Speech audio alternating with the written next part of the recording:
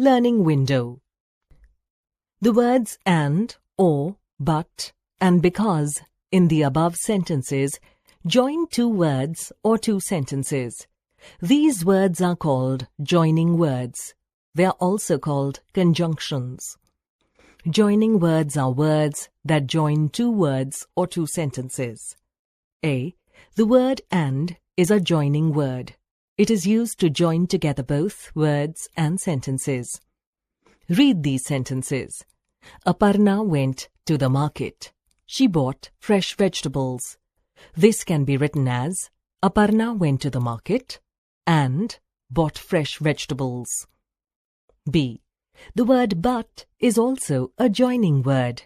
We can use but to join sentences that have opposite ideas. Read these sentences. Vinita is lazy. Her sister is hardworking. This is written as Vinita is lazy, but her sister is hardworking. C. The word or is used to join words or sentences to show choice. Read these sentences. Let us meet this evening. Let us meet tomorrow morning. This is written as let us meet this evening or tomorrow morning. D. The word because is used to join sentences when we want to give a reason for something. Read these sentences.